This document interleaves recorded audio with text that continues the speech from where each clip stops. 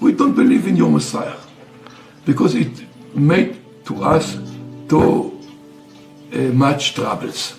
In July 8th, 2025 in Israel, there is a preparation or a practice of a sacrifice of a red heifer being performed. Here's the video. I'll put it on a loop so you can see it. Just to recap, this year in 2025, red heifer raised in Israel was disqualified for sacrifice after 2 black hairs were found on its body. It was used in a practice burning ceremony for priests. So this is one of the previously was okay to go until 2 black hairs came up. So it's being used as a practice. The sacrifice on the 10th red heifer since the time of Moses could begin on Sunday, August 3rd, 2025 on TISHA B'AV, which is a Jewish holiday, or during the Feast of Tabernacles, Sukkot. This would be October 6th to October 13th of 2025. The red heifer ashes will purify the 9 priests via a Siloam pool, which is currently being widened, that will pave the way for the 3rd Jewish temple to be built on the Temple Mount. And if you haven't heard, even near the Temple Mount, they are building a giant platform elevator to reach up to the Temple Mount for large crowds, and possibly for an altar, who knows. But this is exciting. It comes at a time when peace is being brokered, so we have no idea what this is going to do. So let's keep our eyes on Israel for right now. Thanks. Being built or is already built right now, I have some news for you. There is already the infrastructure in place to support a very rapid prefab, and they're already putting everything in place right now. Check this out. I live in Jerusalem, and I'm going to show you right now that it is happening.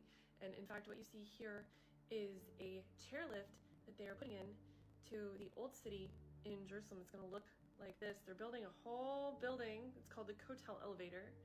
They're building a whole building to take people, see that? They're building a chairlift to take people up to Temple Mount when the temple, the 3rd temple, is there.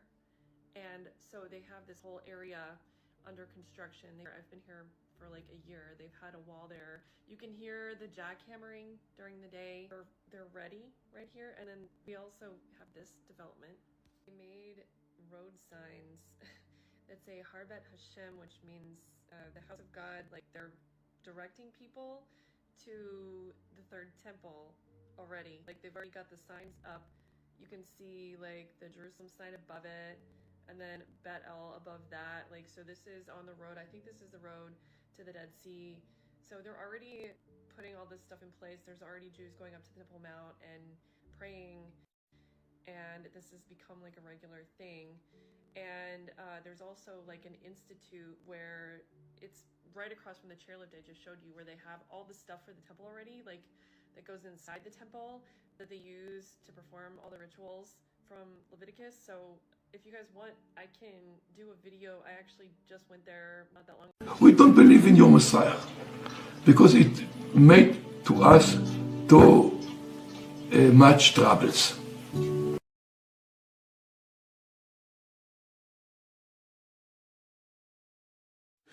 Each year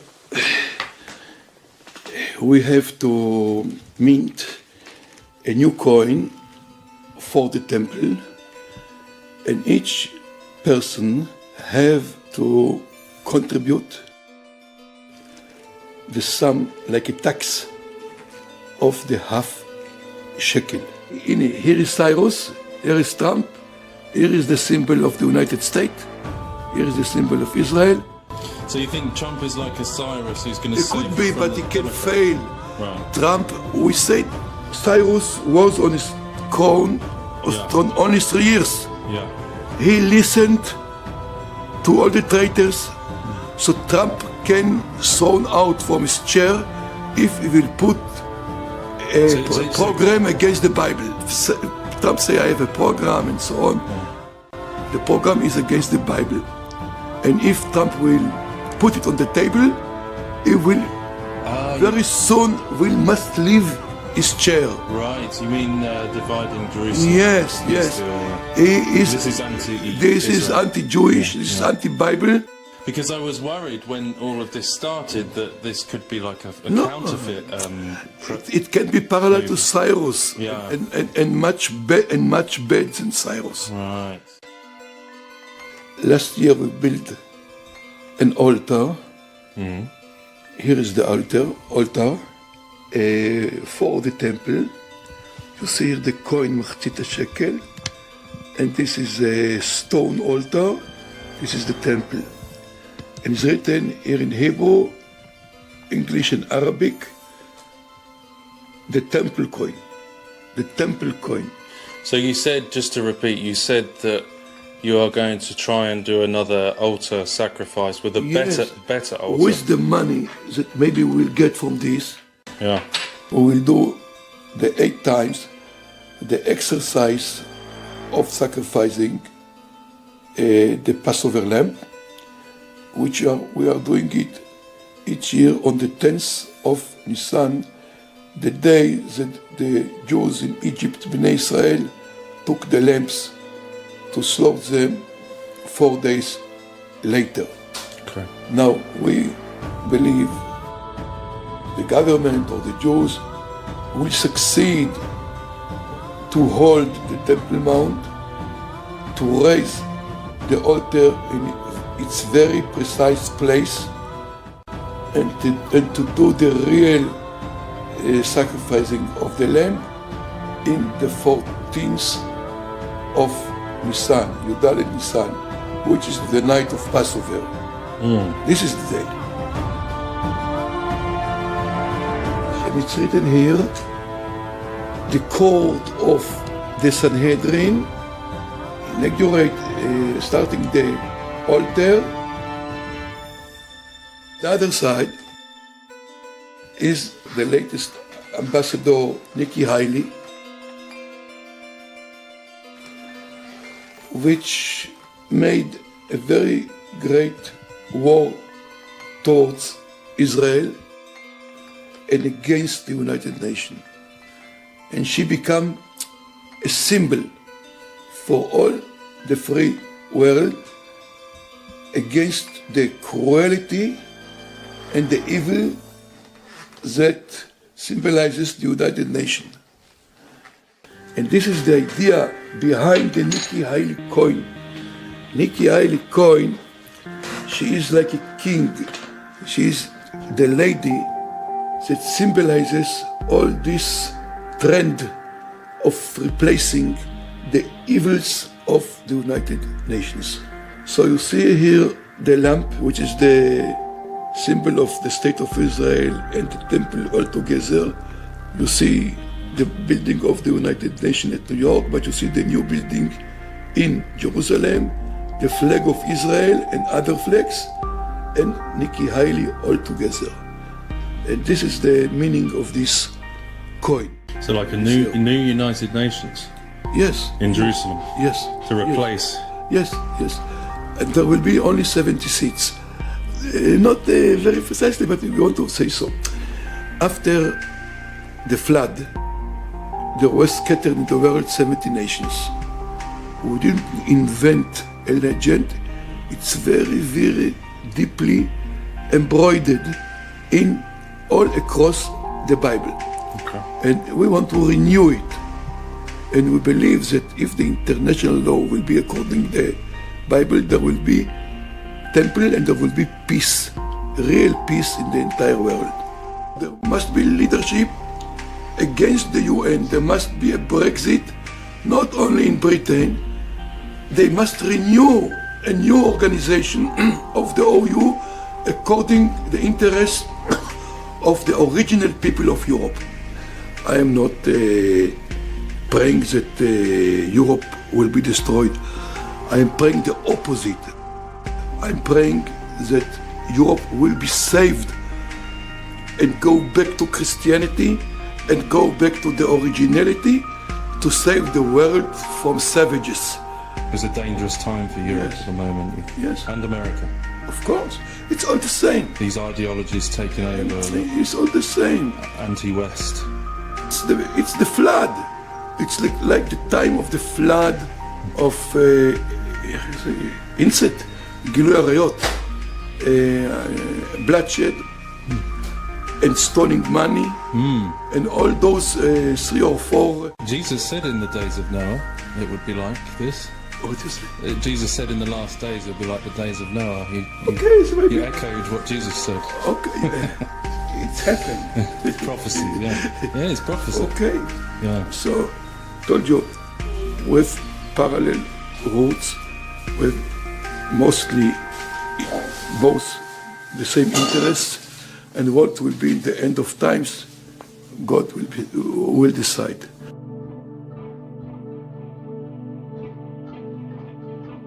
We don't know what will be. If there will be an earthquake, if there will be a war. But we have to prepare ourselves, prepared in the most short time that we have to make this operation. And therefore it's like an army operation. We have to calculate each second. Do you think it's soon? What? Do you think it's getting closer? You feel an urgency? It can be. We don't know what will be. Maybe the government or the Arabs or someone else will throw us out. Maybe the government or the Arabs will call us, do it as quickly as you can because you will save us. Like in Egypt and Pharaoh, that he say to Israel, go out from Egypt as quickly as you can. Build a temple as quickly as you can. Because there is a plague and you can save to cure the people. So how we know what will be? We are just preparing ourselves very, very seriously. In each second, everyone must know what he's doing.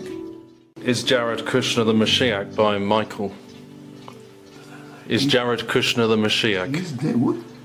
Is Jared Kushner the Mashiach? According to What is Jared? I don't understand the questions. Jared Kushner, is he your perceived Messiah? What an idiocy! What a nonsense! What a stupidness! This rumor is going around a lot. The rumor is also that Trump himself is the Messiah. The Sanhedrin is not seeing Kushner as It's not a stupid decision.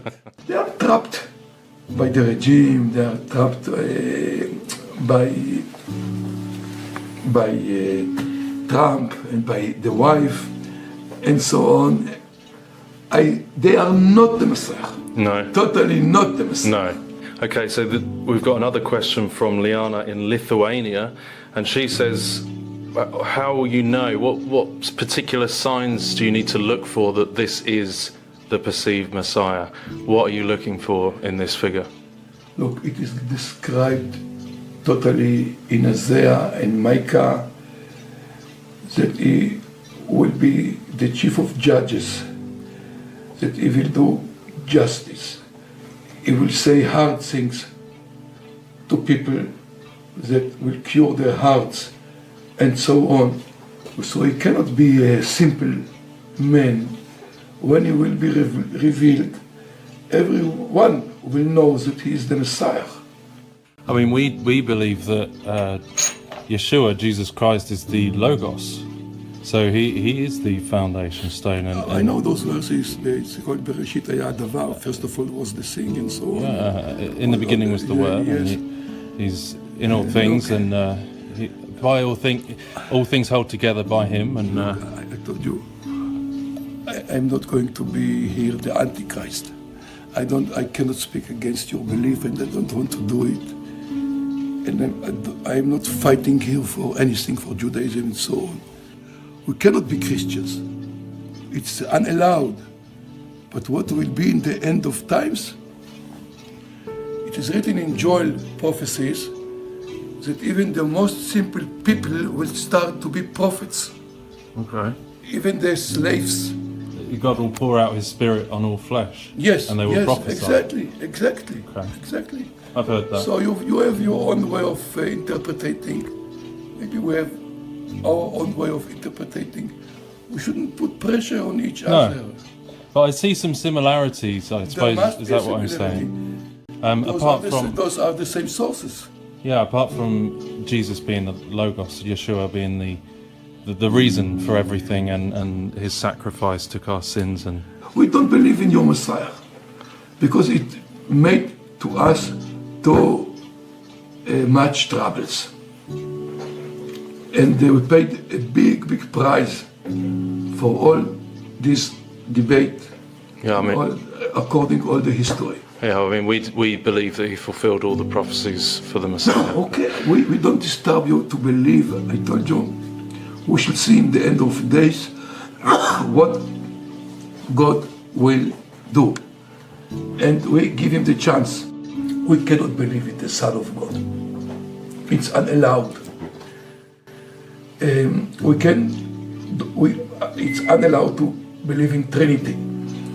And it's and much more things that represents we are obeying all the 613 mitzvot, and we don't get the Pauline explanations and all those explanations that your Messiah get rid the humanity from all the mitzvot of the Bible and so on and so on. Well, it's the Spirit of God, it's grace, you know, the law of the Spirit. It's not lawlessness. We believe he fulfilled all of the laws given to Israel, and that, you know, we are now under love, and that we're free, but we're free to follow God under the law of grace and empowered by his Spirit, you know. That's the laws of God, which is the Torah, are imposed for eternity. And they will never be changed. And even one mitzvah will not be cancelled in the Torah. Jesus said that. And that's what I have to say about it. Yeah. Even we are disappointing you, we cannot make our mind to please you. No, it's not about. No. It's about my love for you that I want to share that with you. Okay. You know?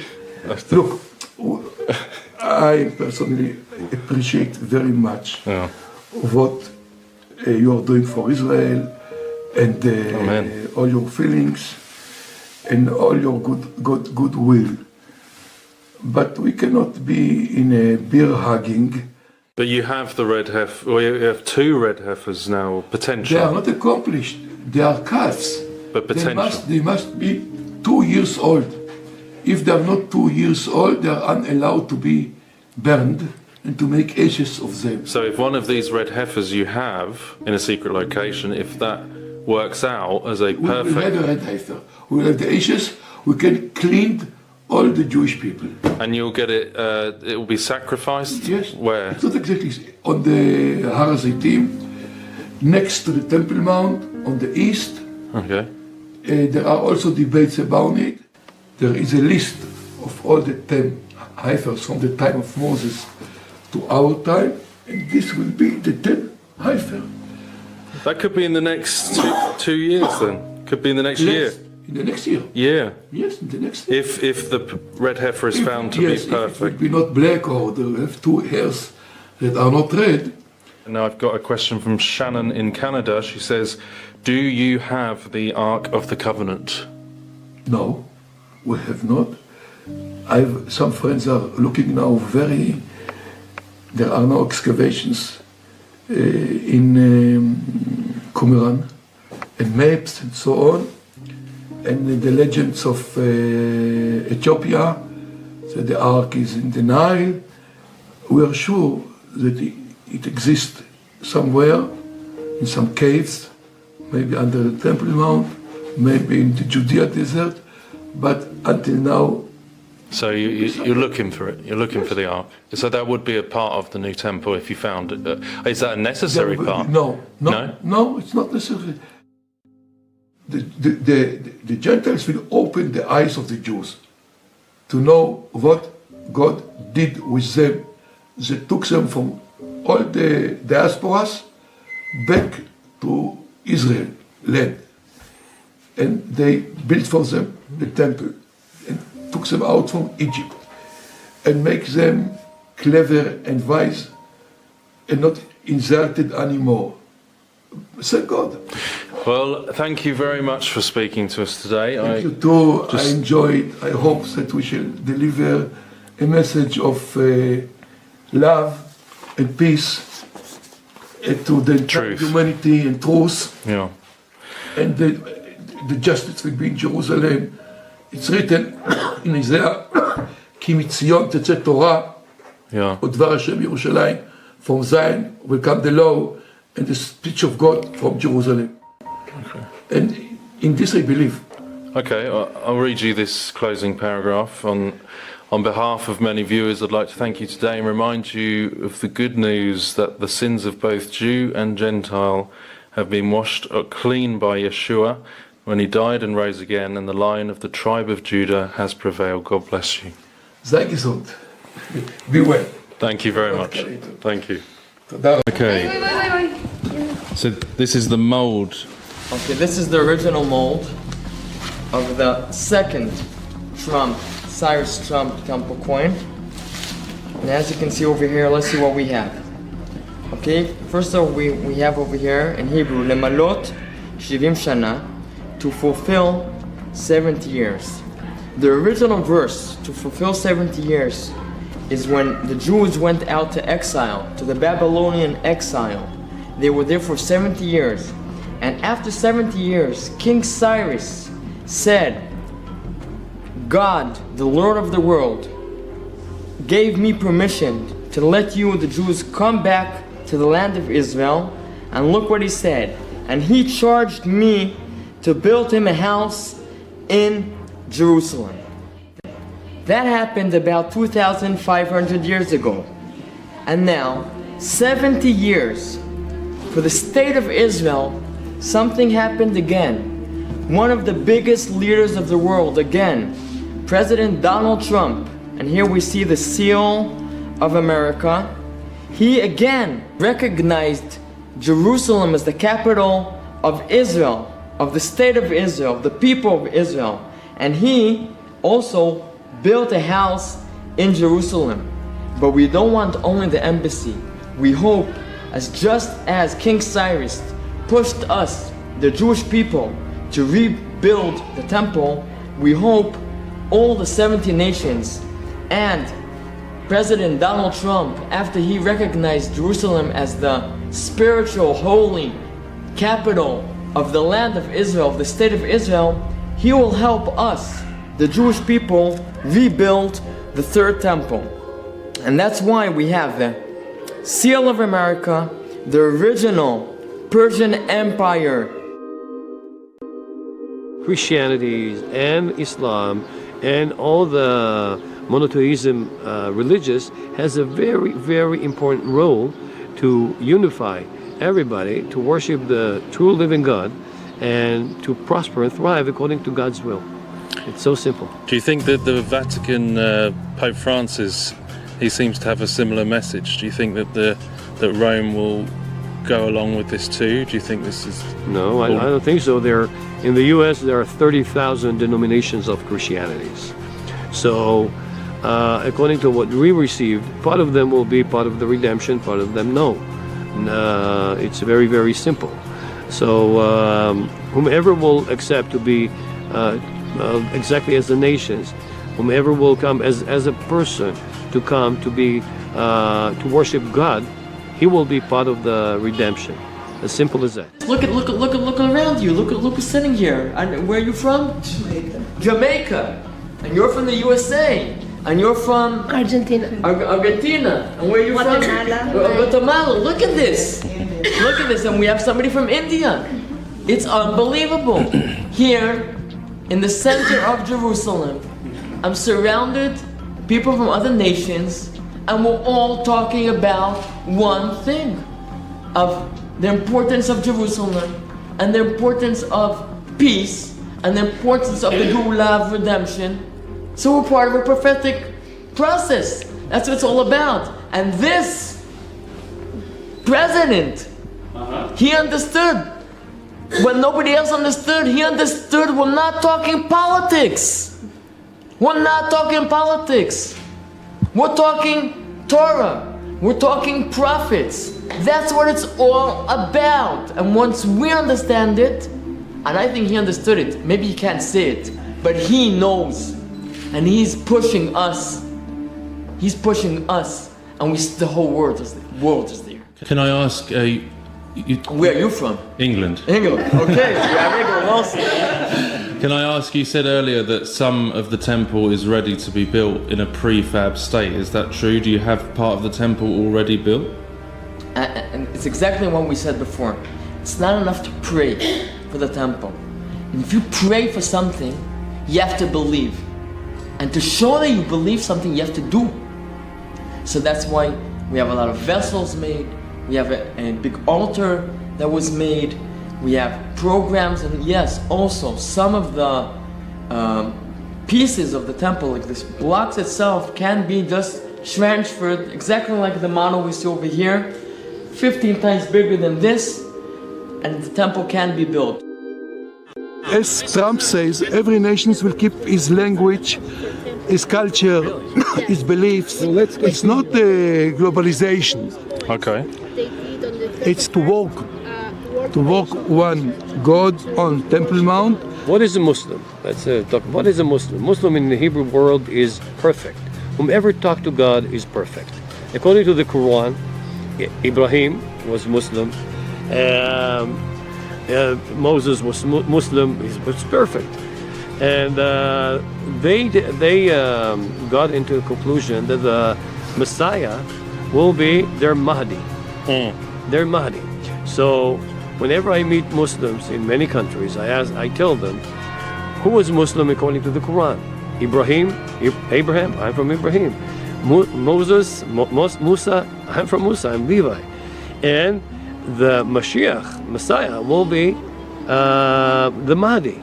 So actually our history is the same, our future is the same, so what is the problem now? And they ask us, really, what is the problem? I'm saying that the problem is only the radicals, they're the terrorists.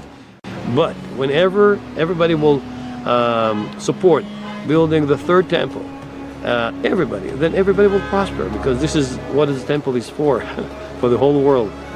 So you think that there could be some union between all the religions as part of this? Absolutely. We already have unity, but everybody's afraid from the terrorists. But okay, so this is our job, to unify everybody to worship the only true living God in the third temple, with all the nations that will worship God.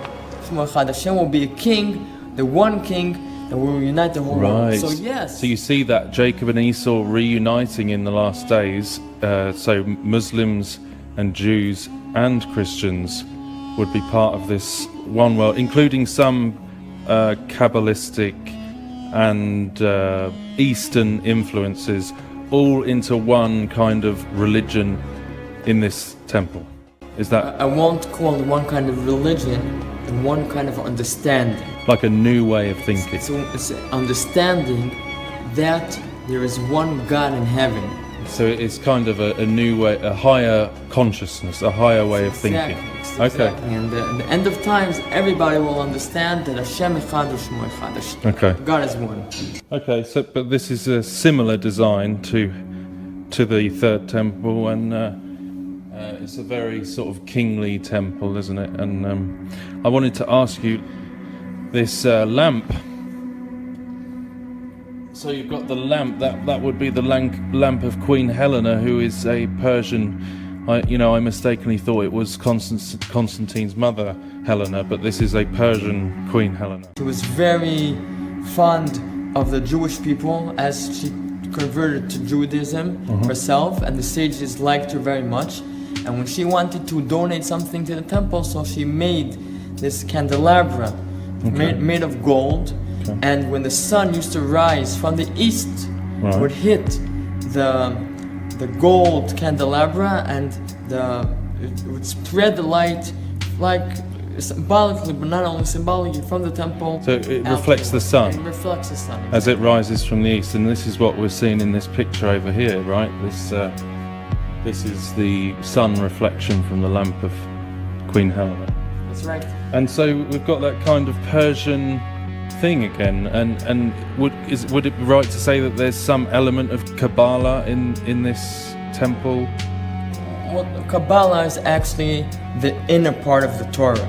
We have what the Torah tells us and it's written in the Torah, and the Kabbalah is actually what isn't written, but we have to want to understand maybe about little Persia and these all ancient nations, Eastern nations, religions. So it's maybe religions. On here it says the Persian Empire. Do you think that this temple could somehow unite Islam, Muslim religion with Christianity and Judaism? Do you think that's... So if we're talking about the Persian Empire, we know now that in Iran, which is where Persia is now, there's some different empire, but we're talking about the original Persian Empire. And yes, even in Iran, we have Iranians who are not Jewish who want this coin because they understand that yes, this is the place that will unite the whole world. And yes, the Jewish people have the power to unite the whole world. It's not us, not just the Jewish people, but as long as we are talking the words of Hashem, that's what Hashem is. Hashem Echad, U'Shmo Echad. Hashem is the one which can unite everybody. Messiah will be the judge. You believe the Mashiach ben David is coming to Mashiach this ben temple? David is very soon, and he is a Jew, and he's not Jesus. And if the Christians want to hold it, they can hold it. And Mashiach ben David would potentially be the Messiah that would rule over this unity, this one world unity. The first king we had that was a real king was King David, and we know that the king that will be eventually leading the world will also be from Yehuda, like you said, Mashiach ben David. Or eventually, the leader of the world will be a king, but not a political king, but a spiritual king that will help all of us understand together what we are supposed to be doing in this world. Yeah, I mean, Jesus is described as the Lion of the tribe of Judah and the Son of David. Do you think that maybe Jesus, Yeshua, could be the true Messiah, and we might have maybe a counterfeit that could show up? People will understand. It's like, I don't know, a small kid when you offer him chocolate, or an adult. If you offer him money, nobody's going to say no to money, which is something very not spiritual.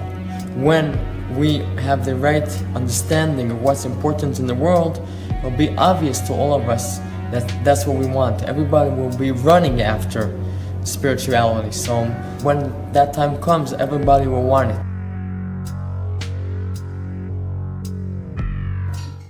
Okay, so we believe that the Antichrist will actually be the head of this deception before the real Mashiach comes. That's where we differ on our thinking at the moment.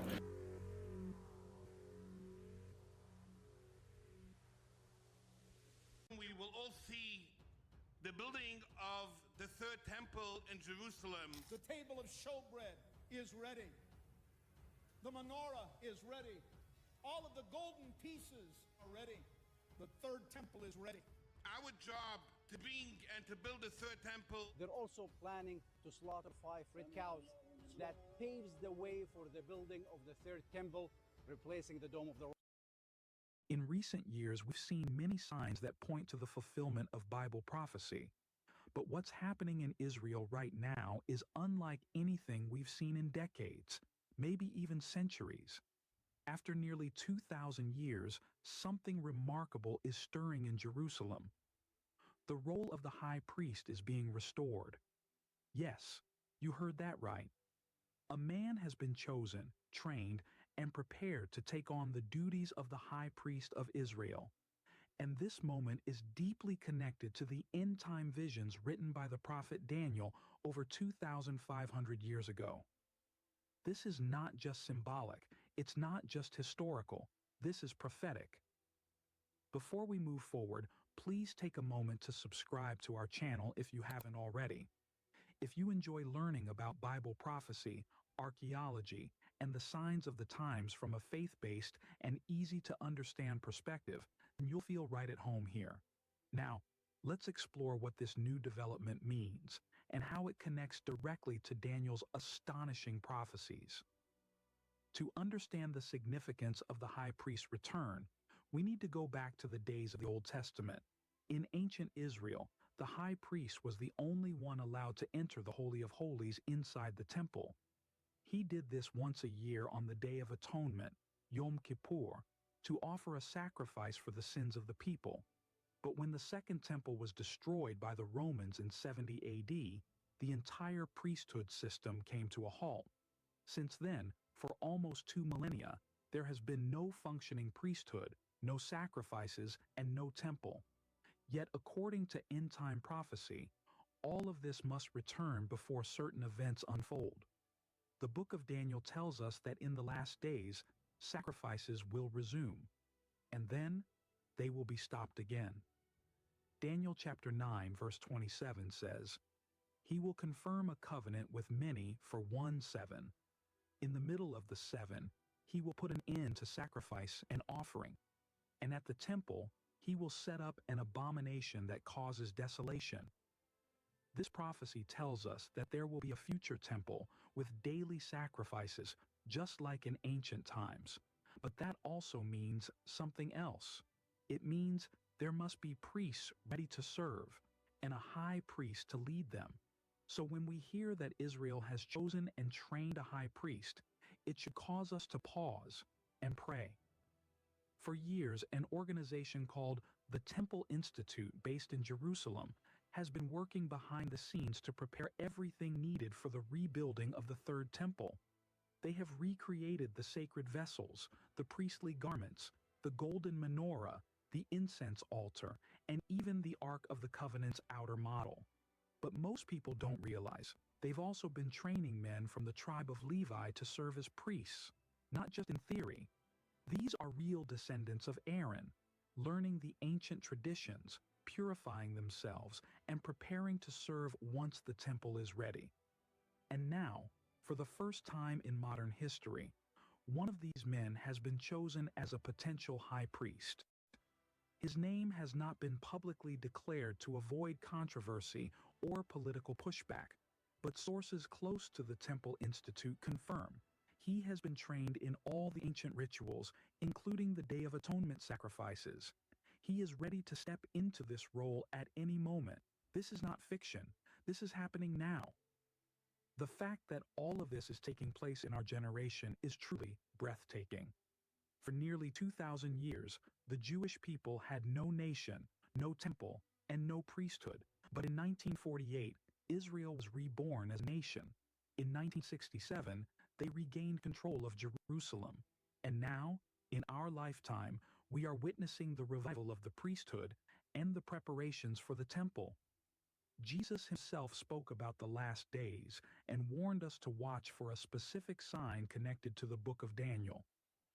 In Matthew chapter 24, verse 15, Jesus says, "So when you see standing in the holy place the abomination that causes desolation, spoken of through the prophet Daniel, let the reader understand." This warning is for those living in the time when the temple has been rebuilt and sacrifices have resumed. It is about a future moment when the Antichrist will desecrate the temple, right in the middle of the prophetic 7-year period often referred to as the tribulation. But for that event to happen, the temple must first be rebuilt, and the high priest must be in place. So if the high priest is ready now, it means the rest could follow much sooner than we think. One of the last remaining steps before sacrifices can begin again is the appearance of a red heifer, a perfect, unblemished young cow that is used in a special purification ritual described in Numbers 19. The ashes of the red heifer are necessary to cleanse the priests and the temple area from ritual impurity, especially from contact with the dead. Without this purification, sacrifices cannot be performed. Amazingly, in recent years, several red heifers have been born, some even brought from Texas to Israel. These heifers are being watched carefully to make sure they remain pure. If even 2 non-red hairs are found, the heifer is disqualified, but as of now, some of them remain qualified. This means the moment the heifer is old enough, usually around 2 to 3 years, the purification ceremony can take place. And once it does, the priest will be fully purified and ready. It's all coming together, just as the Bible said. Daniel's prophecy speaks of a final week of years, 7 years that will begin with a covenant or treaty, likely involving Israel and many nations. Some believe this will be a peace agreement or security pact in the Middle East. Halfway through those 7 years, the Antichrist will break the agreement, enter the temple, and stop the sacrifices. This is when the abomination of desolation takes place. So if the priesthood is ready, and the red heifer is almost old enough, and tensions are rising in the region every day, then we must ask, could we be standing at the very edge of Daniel's 70th week? Only God knows the exact timing. But Jesus told us to watch and be ready. He warned us not to be caught off guard. Matthew chapter 24, verse 42 says, "Therefore keep watch, because you do not know on what day your Lord will come." We are not called to set dates, but we are called to recognize the season. And everything about this moment in history suggests we are closer than ever before. This is not a time for fear. It's a time for faith. If the high priest is ready, if the temple is near, and if prophecy is unfolding before our very eyes, then we draw closer to God than ever before. These are not meant to scare us. They are meant to wake us up and remind us that Jesus is coming soon. Make sure your heart is right with the Lord. If you've never surrendered your life to Jesus, now is the time. He is not only the Savior, He is also our eternal high priest. As Hebrews chapter 4, verse 14 declares, "Therefore, since we have a great high priest who has ascended into heaven, Jesus the Son of God, let us hold firmly to the faith we profess. No earthly priest